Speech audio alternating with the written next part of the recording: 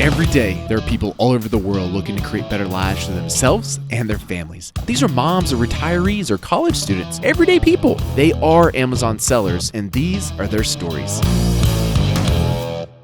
Hey guys, welcome to this week's episode of Jungle Scout Seller Stories. Today, I'm joined by Mark Weppel, who I'm very excited to have on. He has a very inspirational story that I know you guys are going to love hearing about. Before we get started, Mark, do you want to tell the audience a little bit more about yourself and who you are? I've been selling on Amazon for a little over 2 years. This was my second Christmas, this last Q4. And I've grown the business from, one SKU to I've got a little over, 28, 30, depending on where you are. I'm selling in the US, Canada, and the EU. And this month I set a profit goal, a 5-figure profit goal, and I hit that just like in the last week. So I'm pretty excited about that. So we're selling. When I started up or did the questionnaire for the series, they said, "Well, how much have you sold?" And I was really excited to see that I've actually sold over $1 million of product in the last 2 years just on Amazon USA. So, mainly I work out of my house. It's just me. I have a network of, people that do various things for me, like, Photoshop and photography and that kind of stuff.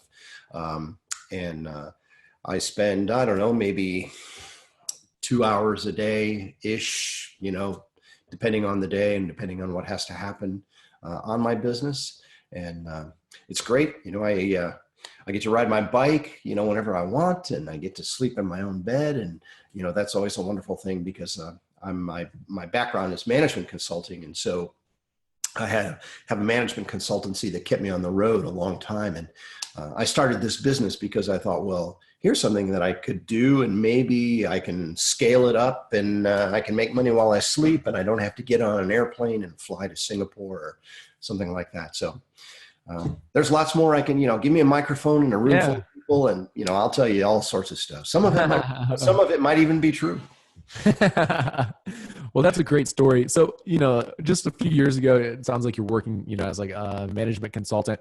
How did you find out about this opportunity, or what made you want to get started with it? I ran across something from the Amazing Seller podcast, and I don't know quite how I heard about it or why, but I listened to the podcast, and I thought, oh, well, there might be something here. And I read some books, and I thought, well, and this was, I think, right when Jungle Scout launched, and so I thought, well, I'll give it a try, and I got a product, and I bought samples and did a whole bunch of stuff and put it out on Amazon, and it worked okay. My first product was only okay. So, yeah, but that's how I got it. It was, I read something, and then I got sucked into the Amazing Seller podcast, and I thought, oh, I'll try it. That's awesome. And that's a great podcast. Scott's a friend of mine. He produces a really high quality podcast. So that's awesome. That's how you learned. Before that, did you have any experience with like importing goods from China, or, creating these brands or anything else? None. So is that pretty scary for you? Oh, no, not scary at all. But no? I'm an entrepreneur. So, I've been in business for myself, since the 80s, off and on. And I've had a variety of businesses, from management consulting to software to real estate to, I'm trying to think, vending machines. I did vending machines. Back in the day, I bought and sold guitars and amps on eBay. And that was a lot of work for not a whole lot of money. So, but, the amount of money and the amount of effort and the potential reward really didn't scare me at all, because I was always careful to say, well, I'll invest this much. If it doesn't work, then, I haven't lost everything. So I didn't bet the farm going into it at all. So do you remember how much money you started with for your first? Yeah, I think I started with let's see, maybe $3,000, something like that. Yeah, not, because I had to go and buy, I jumped right into private label. I didn't even know about retail arbitrage. I didn't know about, any of the other things that people do to make money on Amazon. All I knew about was private label. And I thought, oh, well, this is pretty simple. I'll go look for something and I'll make my label and do a brand and I'll give it a try. And if it doesn't work, well, I just got a bunch of shower heads or something, that maybe that I didn't really want, Yeah. But I was never scared. It's never scary for me. It's more about just assessing how much risk I have, and making sure that I'm always trying to fail forward. I know that not everything I do is going to work, and I'm not afraid of that. So I was never really scared.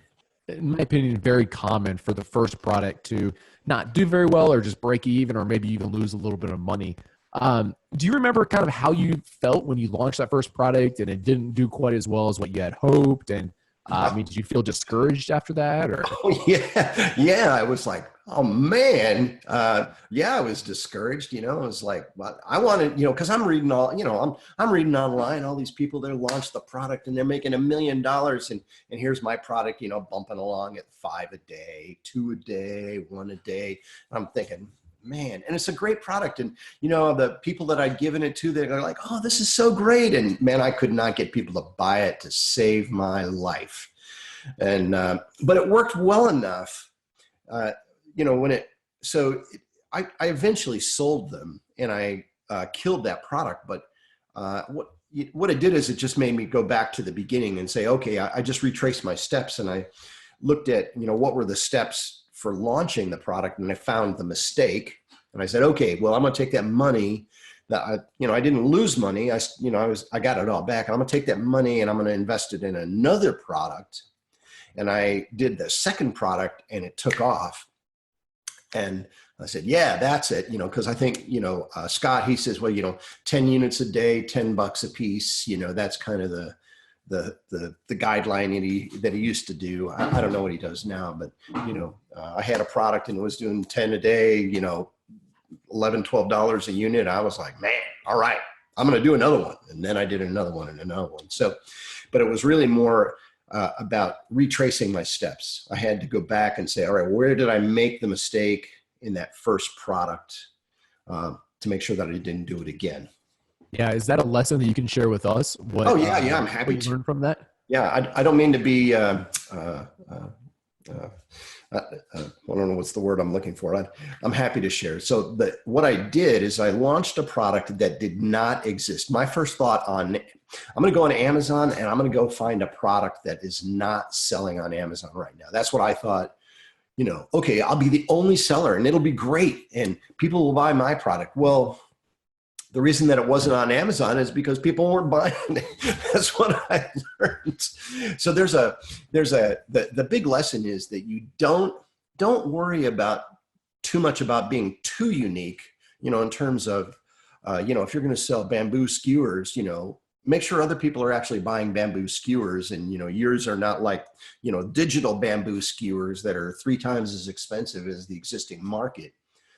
Don't underestimate the demand for similar products. That's kind of the lesson that I came away from it. Yeah, absolutely. And I think that's a great lesson. That's something that actually, when I talk to quite a few people who are just getting started, I see them make that same mistake. It's like, hey, my buddy was looking for this product on Amazon. He couldn't find it. So, I think I should sell this because I'm, confident it'll do well. And, every once in a while that probably is true, but I think it's like much more risky way to kind of go about it as opposed to like just selling what's kind of proven demand, right? Yeah. If you're gonna, I tell my friends that if you're gonna have a business selling lemonade, don't get real fancy.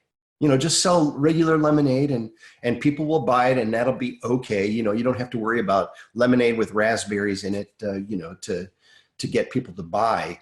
Because most people are not looking for unique stuff. They're looking for stuff that they understand. And if you're selling something that they don't understand, you really, really narrowed the market of buyers, that is. Yeah. Yeah, that makes sense. All right. So you launched your first product, you broke even. It was a great learning experience. The second one did really well. What was kind of the thought process from there? Now you said you have a whole bunch of SKUs. Yeah, tell me a little bit more about kind of Okay, like all the right. Well, growth. what I did, I launched that product, and then I launched a similar product, and it did well. And then I had two SKUs, three or four SKUs. By this time, I think I had done maybe 4 or 5 SKUs, and three of them were doing well, two were not doing great. And I had a supplier approach me in the same market niche. They said, "Hey, we've got this product. Would you be interested in, selling it for us and, buy, if you're on Alibaba or Global Sources or whatever, people contact you all the time, trying to sell you stuff. Anyway, somebody approached me with this product and I thought, well, this is an interesting product. And I did all the research and I said, okay, great. I'll start with a $10 product. And I created a new line of products. So I've got, one kind of product. Well, what I sell is, shower heads and stuff like that, and shelves and really boring stuff for the bathroom. So I'm selling shower heads and sprayers and those sorts of things. And they were doing well. And then said, well, somebody should be, I was approached by this supplier, and I started with one product, a hook, just a really basic product. I think it cost me like $4 or something, and I sold it for 12, and everything's hunky dory. And then what I did, this supplier offered other products, so I just kept adding products and enlarging my product line in that way. And so over time, I've just added products that are extending the range. So if I'm going to sell towels, for example, I'll start off with bath towels, and then I'll do kitchen towels, and then I'll do wash rags, and then I'll do bundles of that. And then I'll have blue ones and green ones and yellow ones. And, I started building out my line essentially in the same niche. And that's really proven profitable, and opened up some opportunities for cross-selling and that kind of thing has done it's really done great in terms of building a brand. And that's I think one of the strategies that I was going after, and one of the things I liked about private label is the ability to build a brand. So my strategy is not I'm going to go on Jungle Scout, and I'm going to find the stuff and find the little niches, and I'm going to go buy those products and fill those niches. My strategy is to build a brand and really extend that brand. And that way I'm not subject necessarily to, somebody else coming in and undercutting me, although, people try. But once you have a brand, it's a lot harder for other people to come in and really grab your customers. I guess that's a pretty long explanation. I hope it wasn't boring. How many SKUs did you say you have now? I have about 30. Okay. Is that all one factory or? No, I have 3 suppliers. Okay. And one is in Guangzhou, one is in Fujian and northern Fujian province, and I think the other one's in Shenzhen. Okay. I can't remember exactly. I've been to all 3. I just can't remember exactly which ones they were at. Cool. Tell us a little bit more about that. This is a question I actually get asked often is, after I tell people I've been to China, then they ask me, is that required? What are your thoughts on that? Would you consider a requirement to get started with private label to go to China and visit these? Or you just think it's a good educational experience or somewhere in the middle? Give me your thoughts. Well, it's not necessary. That's the first thing. It's not necessary. But keep in mind that business is built on relationships, and showing up at the supplier builds a stronger relationship between you and the supplier, a good personal relationship. So I would say that if you can go, you should go and meet your supplier, and they'll take you to lunch or dinner or whatever, and they'll shower you with affection because you're the customer and that sort of thing. And you can see their factory and meet that person who's speaks bad English, and you'll meet her boss who doesn't speak any English at all, and that's pretty normal. and you'll eat food that you've never eaten before. But the thing is, you're really building a relationship with these people. And I found that it's maybe helpful in terms of like, if you get overextended or, you want to ask for a rush order or something like that, then that really is helpful, but it's not necessary. I visited my suppliers because I just happened to be in China, doing my consulting business. So when I was starting this, I still don't do this full time, but I just happened to be in China doing a project. And so I flew over, took a couple of days and flew to Shenzhen, flew to Guangzhou, and, went and visited them. Besides building the relationships, which I agree is probably like the number one reason you want to go and visit these, what were some of your other key takeaways? I guess like a lot of people listen, it sounds like, you're pretty well traveled in Asia, but a lot of people listen to this, have never been to Asia. And it's kind of like a little bit of a scary place, I think, for them, just because they don't know quite what to expect. What do you think were some of the best takeaways or like maybe common misconceptions about China or doing business in China? Okay, well, I think one of the things that I see a lot on the forums is fear, that people are afraid that they're going to get ripped off or, they're going to be taken advantage of by their supplier.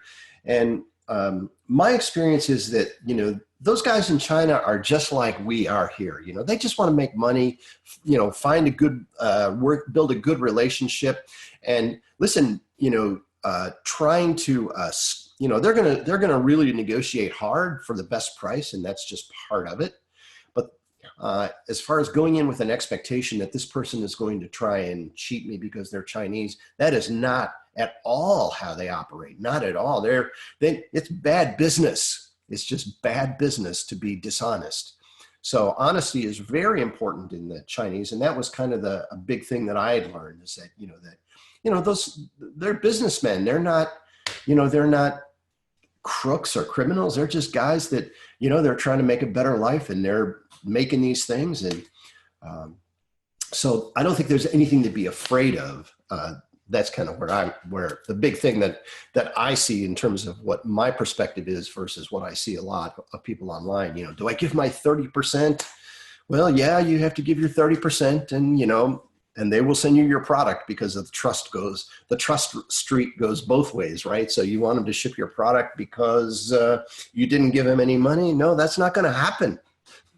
I've dealt with a lot of factories now, don't have any like horror stories. Sure, there's been like a few experiences where like quality wasn't quite up to like what my expectations were or something like that. But I think there's like very few of these like, horror stories of people really getting ripped off and they just kind of like, really like echo through the community loudly. Cause I think that's like, those are very rare scenarios. And same thing, you get ripped off in the US from people too, right? So. Oh yeah. So true. So true. Yeah. Yeah. So one thing too, you mentioned something about the quality issues. And, one of the things that I found is that what many Chinese factories think is good quality is not acceptable quality in North America and Europe. That a lot of these smaller factories, well, good enough is, well, that's just good enough.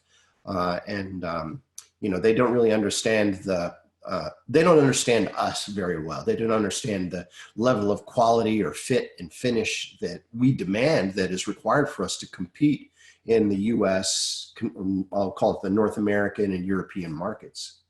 Yeah, I think that's a really good point. And actually probably if you were to something like, if you think about it the same way, like American quality standards probably would be, up to snuff, say in like Germany or Japan, right? Yeah, that's right. They won't. Yeah, so it's very true. Whereas, like if they're making these products, exporting them to maybe the Middle East or Africa, same thing, much like lower quality standards, just kind of like in general, just in your everyday life, the goods that you deal with every day. So that's a really good point.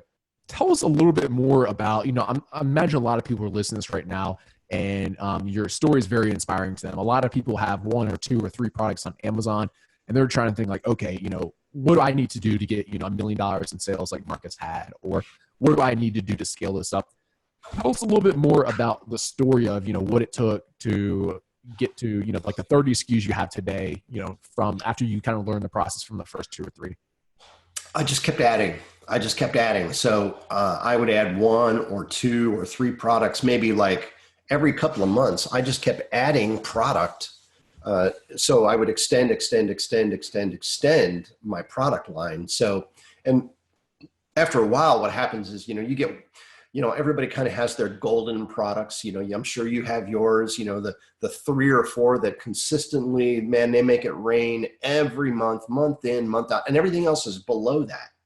So that's part of, when you're thinking about expanding your product line, you're going to build a portfolio of products, and you're going to build as quickly as your cash flow will allow.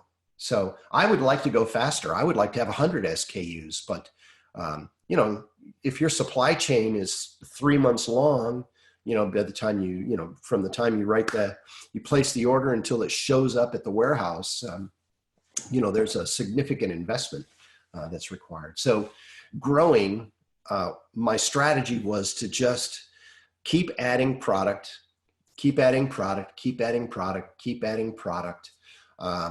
until I hit, as long as my cash would allow it. And I took advantage of the Amazon lending. I took it, every time they said, would you like to borrow money? I'd be, heck yeah, I'm going to borrow money. I'm going to go buy more product.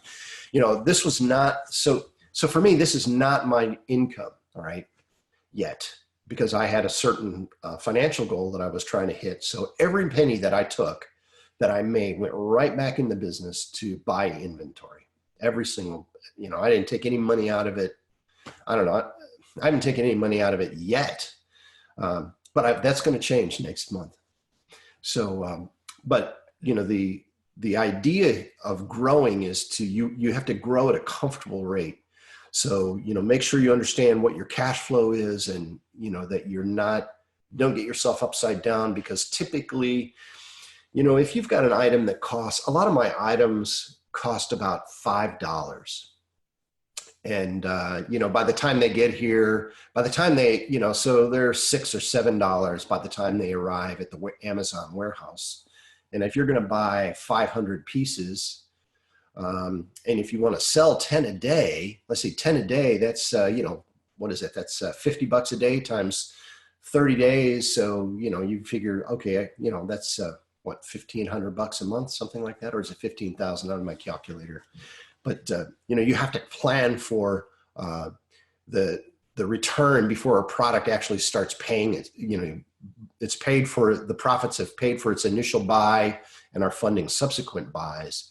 And once you've done that, then you can start to add and add. And so what I would tell new seller is, go as fast as you want to go, as fast as you feel comfortable, but don't feel like, you have to go fast, because there's still plenty of opportunity. I mean, there's, tons and tons of opportunity in Amazon. When I first started, I thought I was like, man, I got to add more products. And I had this pressure. I felt like, and of course, nobody's pressuring me, because it's just me, right? Nobody's saying, my wife isn't going, hey, where's that, where's that money? Well, she did ask me where that money was, but that's a different story. I'll tell you that in a minute. But I felt this pressure that I needed to add, needed to grow. And, as a result, I always felt that cash flow pressure. And after being in the business for as long as I have been, I've realized that it's, you can still find stuff. There's still opportunities out there. And once you've established yourself in the marketplace, if you've got a brand, it's a lot easier to add products. It's a lot easier to add products and be profitable. You brought up a few good topics that I like discussing. I want to ask you a little bit more about. The first one's a cash flow thing. I think that's something that a lot of people don't quite understand when they're first getting started. And, because a lot of people ask me questions like, well, how long will it take to make, $2,000 a month or whatever, or, like pay themselves that much? And it's like, well, the more money you can reinvest in the business, the faster you grow, right? It's with any, physical goods business where you have to order inventory, and especially so when you're ordering it from China with these long lead times, it's a cash intensive process and it takes cash to grow. tell us a little bit more about the Amazon lending program, your experience with it. You know, I'm a fan, personally, I'm a fan of borrowing money to purchase inventory if, you know, you're confident that you can, you know, the ROI on that money is much higher than like the interest that you have to pay back on it. So talk to us a little bit more about your experience with the Amazon lending program and like shed some more light on that. All right. Well, it's kind of obscure to me. It's like I get these um, invites to borrow money. I think, and every few months I get a new invite to borrow money, and you roll the old balance into the new balance, and it frees up another $10,000 or whatever it is, and it's expensive. Holy cow, it's really expensive, but. When I look at the ROI on my product, I'm doubling my money on my product. So even if I paid Amazon 20% on their lending, I'm going to take that 20% and I'm going to make 100. So I get 80% essentially of ROI on their money, and that's okay as long as my cash flow will support it, right? So, you got to have the cash flow and not feel like, because that's taking profit out of your business to repay. You got to pay it back, which is the part that sucks. But nobody's giving it. Right. What kind of rates are you getting on the Amazon loans? Do you remember? I don't even know. I don't care. Right. Yeah, I think it ranges anything from I think I've seen the offers as low as like 4 or 5%. Those would be like very established sellers with lots of sales history, up to I think I've seen 15, 17% or something. So yeah. I guess it varies widely. Yeah, I truly don't know, because all I know is, like I said, even if it's at 20%, which I know is like, off the map expensive, I know what my ROI is on my sales, and my ROI Right. is stupid. That's something else about this business is, where can you invest $3,000 and double your money in 3 months? Nowhere. Not many places, right? Nowhere. I used to own real estate. Real estate, you invest $100,000 or whatever it is, and you get 5%, maybe. Yeah, that's a good point. That's not this business. Yeah. You brought up something else that I get asked a lot, and that's about like, is this still a good opportunity? Is this too competitive now? Like Jungle Scouts out there putting out all this free information, teaching people how to do this. Does that mean the whole world's doing it now? What are your thoughts on is it, still a good opportunity? I heard you mention that earlier, but we'll just talk about that again. And I'll say it again. I don't mind. Yeah. And then how long do you think, looking into your crystal ball, that this will be a good opportunity? Okay. Well, I'm telling all of my friends, listen, you should, I've told many of my friends, you should get in this business. This is a good business. My brother's in this business. I got my brother in it, and I've got some of the people that I ride, that are in my cycling community, and I've talked to them, and some people I go to church with, and, but here's the thing. A lot of people will say, well, this is a great opportunity. And then maybe they'll go buy Jungle Scout and they'll do the research, but not a very small portion of those people will actually go and buy inventory and do something, right? So the market is, there's still opportunity for people that will get in there and roll up their sleeves and, be willing to fail and do it. Amazon is a huge marketplace and is growing exponentially. What was it? 40% of online sales are in Amazon. And that's just in the US. It's crazy, right? And that's incredible. And think about it this way in terms of, but online sales, I think the last statistic, I think it was only 15% or something like that of retail is online. Right. Still a very low amount. Very low amount. Like, very low amount. 100% of my purchases are online. I can't imagine like people still go to the store to buy stuff. Yeah. You go to the mall? What? So right. I think from the big picture standpoint, lots and lots of growth opportunity. from just working with Amazon, look at what Amazon is doing. In Canada, really small percentage of market penetration. The EU, small percentage. In the EU, people in the EU are buying on Amazon like Americans were buying on Amazon maybe 5 years ago.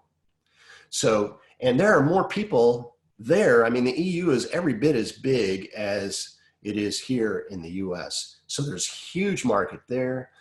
I think that there's a lot of opportunity just from a big picture.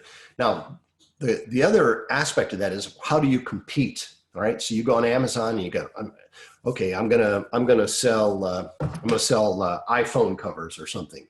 Okay, well, if you're gonna go sell iPhone covers, great. Just be prepared to compete against 30 or 40 other people that said iPhone covers. Man, I love iPhone covers. People fall in love with their product instead of falling in love with making a business. And there's a big difference. So there's opportunity. And this is kind of one of the great things about Jungle Scout is, it helps you identify where the competition is less and you have a greater chance of success. I think a lot about Sam Walton and the growth of Walmart. At the time that Walmart was growing, they were only in small rural towns, right? So they wouldn't come to the big cities until they reached a critical mass. And the reason that they were in these small towns is because no one else was going there. So they could go and they could build their infrastructure and compete in these small towns and just crush it.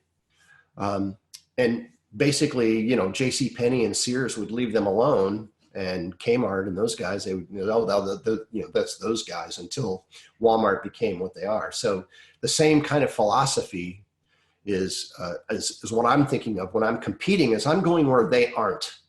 I'm going to go compete where the other guys aren't. I'm going to go find a niche that is boring or is things that people will buy that are, cornflakes, for example, cornflakes, it's a pretty boring product. Now, I'm not recommending cornflakes, all right? I'm not suggesting that, but I'm just saying that, paper cups or, I don't know, reading glasses or, things like that, that are, people are just buying. Yeah, obscure, kind of strange. Yeah, well, like the style there. Yeah. So one of the things you touched on in there that I want to dive into a little bit deeper is, that of all the people listening to this and watching, this Jungle Scout seller story here, 1% or a very small amounts ever actually going to like take action. But I imagine there's a ton of people listening to it, that understand now how good of an opportunity this is.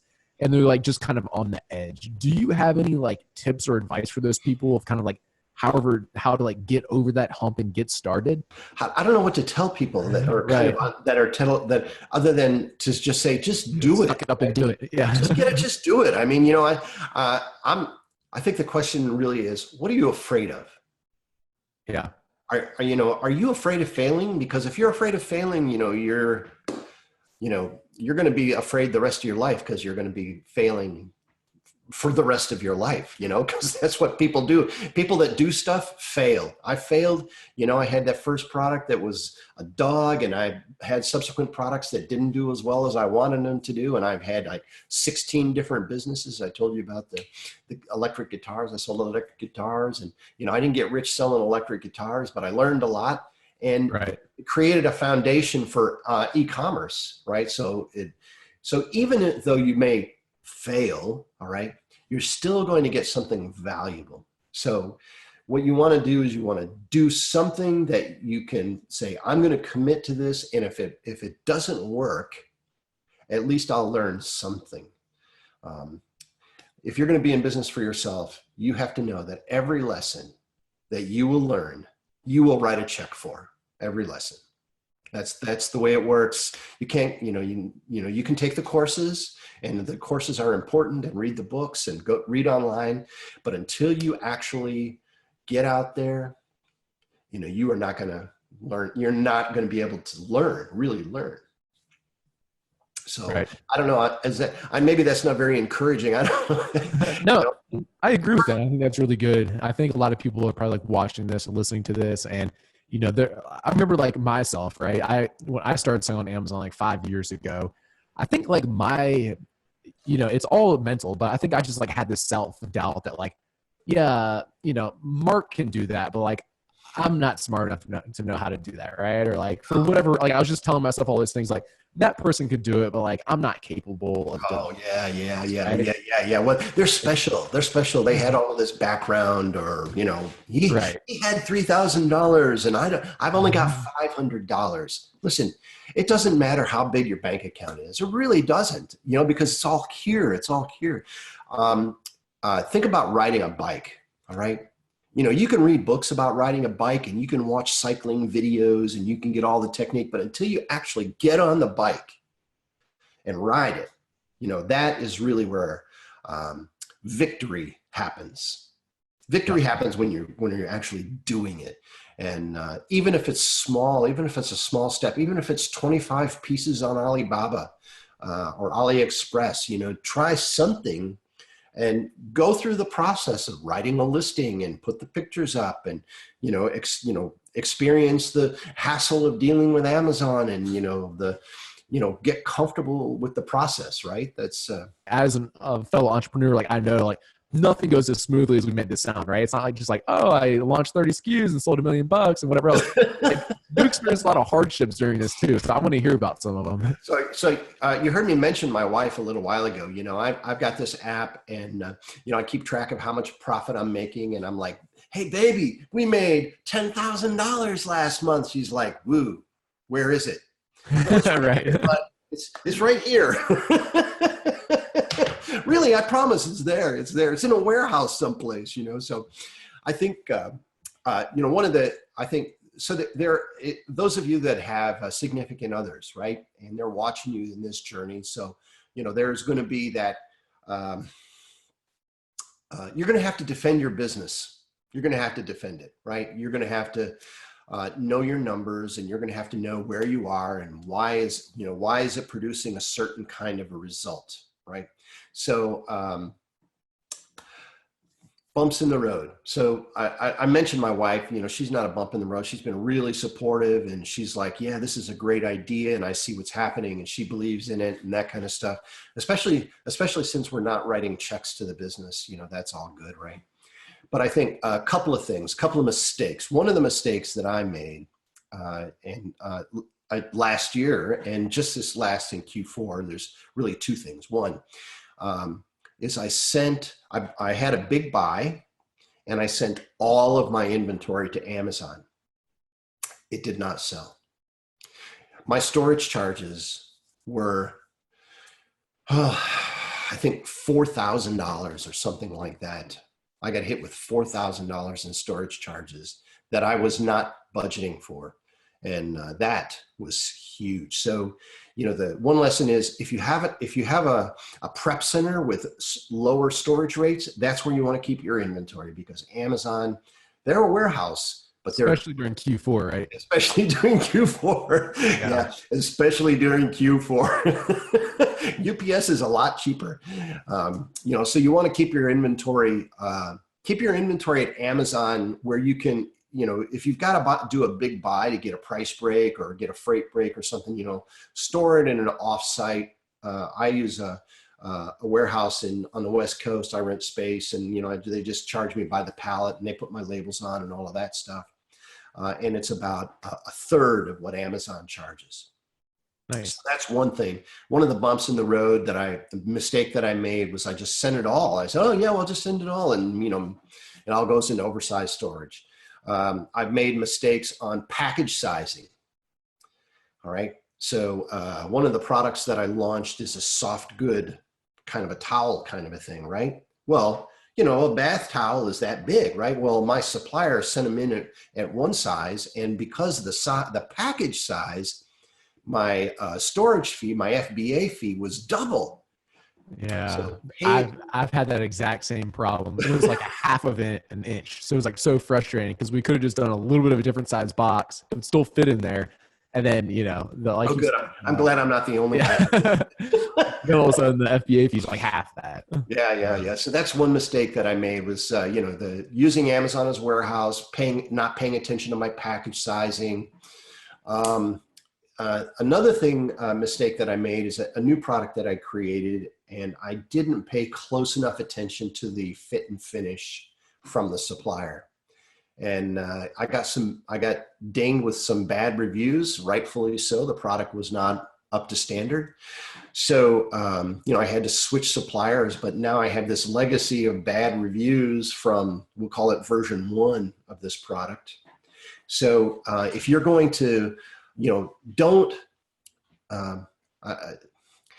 pay attention to the product. I guess that's, make it a good product, make it a really great product. Don't, just because the Chinese, if your Chinese supplier or Indian supplier or whatever is giving you a product and it's a good price, make sure that the fit and finish are, just impeccable.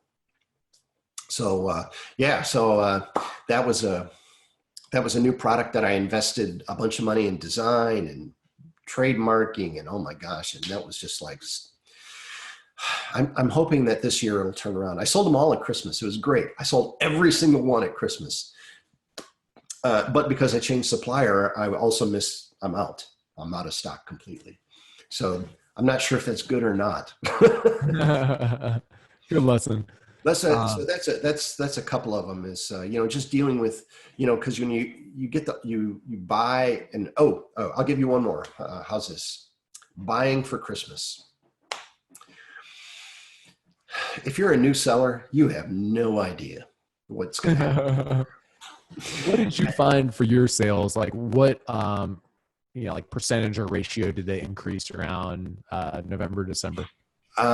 Not as much as I had hoped. I was looking at everybody. They're like, I'm reading the online groups. Hey, we're going to we'll do the triple the volume. Q4 is where it's going to be.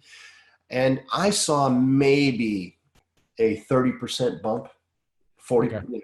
not triple, Right. not even close. And so as a result, I have a whole bunch of inventory right now because I bought for that big spike. Some of it's in Amazon, but fortunately, most of it is not. But because of that, I had the big buy for Q4. I've got, I'm suffering cash flow wise, right? Because I had to pay, I had this inventory and then my buy went up like that. And all of a sudden I have to write a check. So, the lesson here I think is, and I don't know that anybody could really have prepared me for that because I'm still new. Many of these SKUs are less than 12 months, so I don't have a sales history. But there's two things. One of them is related to the inventory aspect of don't use Amazon as your warehouse unless you absolutely have to. But the other is be prepared in October for writing those checks for Q4 inventory. Unless you can negotiate good terms with your suppliers. And that was one of the things that I was able to do is I was able to get a little bit of grace from my suppliers to allow me to build some inventory for the fourth quarter. But so that's it. That's the overbuy and cash flow shortage. I think, that's the biggest problem that I have in my business is it's just cash. It's just, this right. Managing balancing my cash to maintain and manage the trends. And then also, sometimes someday I'll take some money out of this business and that'll be wonderful too. Yeah. Great insights. Last question for you. Do you do anything to help drive sales off Amazon, or do you have any off Amazon sales channels? I have a Shopify site, and I've done something. So I'm selling a little bit. I've done Google AdWords or Google Shopping, and I've done a little bit of influencer marketing and blog marketing. I've done Facebook ads. With not very good results. Worth your time. Yeah, that's kind of been my I didn't get very good results too. the Shopify website is great. I've got a nice list. I've done some email marketing. I tell you, the best offline I've had is just putting stuff up on my Facebook page. So we have a brand, a Facebook page. So I just say, hey, we're going to have a sale, and people go and do that. Sometimes I'll do deal groups, or find a deal group and do a coupon code if I want to blow through something. But the stuff that I'm selling is really prosaic and practical, and so it's not like luxury items at all. So it's not people. Right. There is one more site. I'm selling on Houzz, Houzz. You know that because that's my market, right? Yeah, that's a really popular site. But sales over there is not very good. Yeah. So would you say overall, most of that stuff is not really worth the time unless you kind of want the learning experience, or would you say some of that's worth doing? I would say it has not been profitable.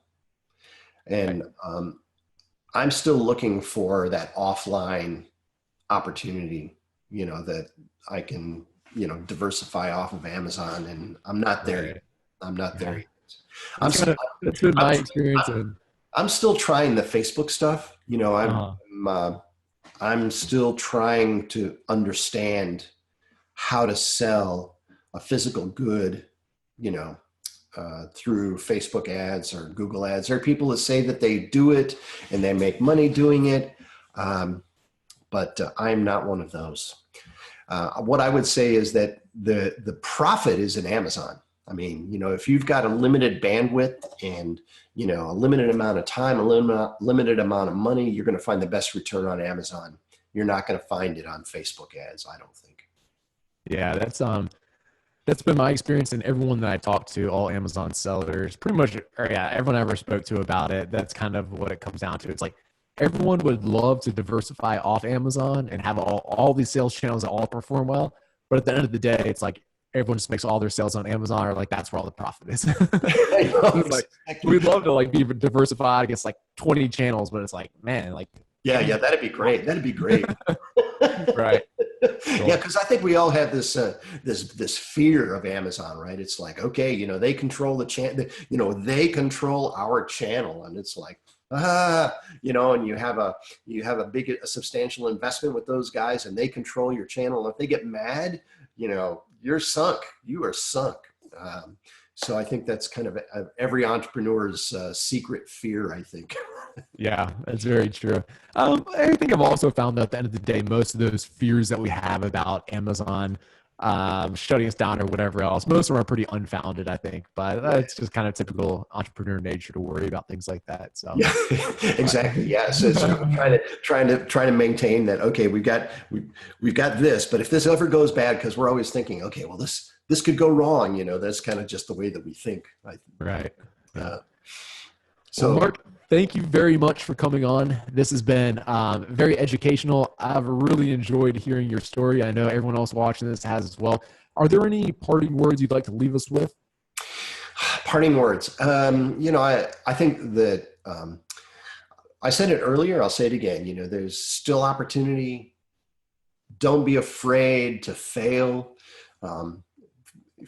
Because at failure comes success. If you've ever been an athlete or competed or anything, or, done anything worth doing, you failed at least once along the way. And this is no different.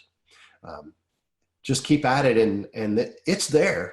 It's definitely there. It's definitely there. And, you don't have to sell courses or build software or anything. You can make, courses are not my life. I could do courses, but I don't want. So, that's just do it. Fantastic. Thank you very much for that. I hope you have a great rest of the day. Take care. Hey, thanks. Nice meeting you. And I was happy to do it.